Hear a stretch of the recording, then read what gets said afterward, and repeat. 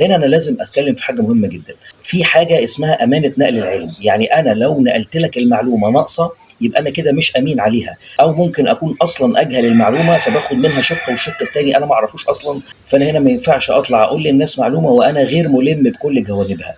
أغلب الناس اللي بتطلع على الفيسبوك بتنصح الهواة بيقولوا الفوايد المتعلقة بأي عنصر وما بيذكروش أضراره، إما لأنهم يجهلوها أو إنهم عندهم مشكلة في أمانة نقل العلم. بالنسبة لقشر البيض فما فيش حد أبدًا يقدر ينكر غزارة عنصر الكالسيوم الموجود فيه.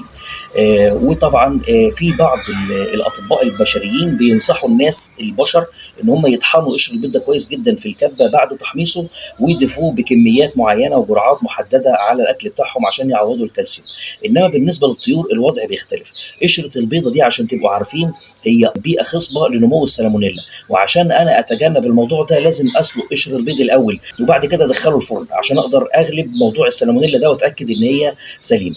كمان لازم النهارده أقول لك على أضرار تناول قشر البيض بالنسبة للطيور عشان تبقى عارف كويس أوي المعلومة من جميع جوانبها، وتعرف إن الموضوع مش مستاهل إن إحنا نعمل حاجة زي كده أو ناخد مغامرة زي دي.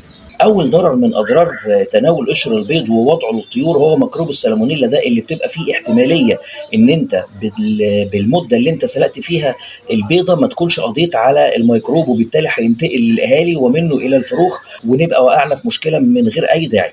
المشكلة التانية مش هيطحن البيض بشكل كامل وهيخلي فيه قطع، القطع دي ممكن الطائر وهو بياكل يبلعها زي ما هي، خصوصا انتوا عارفين الطائر ما عندهوش اضراس زينا فيقدر يطحن كويس، هو عنده منقار بيكسر بيه القطعة على قد ما يقدر وبعد كده بيبلعها، فده ممكن يسبب له اضرار وجرح في الحلق وفي المريء. الحاجة التالتة إن قشر البيض بيحتوي على بعض العناصر الثقيلة الضارة بكميات ضئيلة زي الرصاص والزئبق، والعنصرين دول على المدى الطويل ممكن يسببوا أضرار جسيمة في الجسم. رابع حاجة قشر البيض بالطريقة دي بيزود ترسبات الكالسيوم في الجسم، وده بيزود احتمالات الإصابة بحصوات الكلى.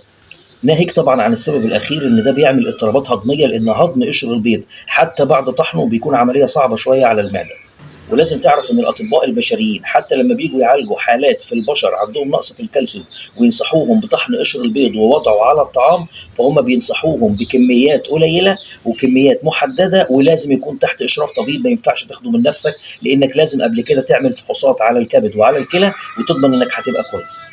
وفي الاخر عايز اقول لكم مش كل حاجه بتشوفوها على الانترنت سواء على الفيسبوك او على اليوتيوب او على اي مكان بينصحكم ان انتوا تصدقوا الكلام ده، لازم تعرفوا انتوا بتسمعوا مين وتعرفوا ان الكلام ده مظبوط ولا لا. وفي الاخر عايز اقول لكم ان احنا دورنا ان احنا بننقل لحضرتك من باب امانه نقل العلم، انا بقول لك الفوائد وبرجع اقول لك الاضرار، وفي نفس الوقت في الاخر بقول لك راي الطب في الموضوع كله، وفي الاخر انت حر بتعمل اللي انت عايزه. انما انا دوري لازم اكمله ولازم انقل لك المعلومه بالكامل، اقول لك الفوائد واقول لك الاضرار ورأي الطب في الآخر، واللي أنت شايفه صح اعمله. كان معكم إسلام الشافعي من صفحة عصفورتي وجروب الاتحاد العربي لعشاق الزينة، والسلام عليكم ورحمة الله وبركاته.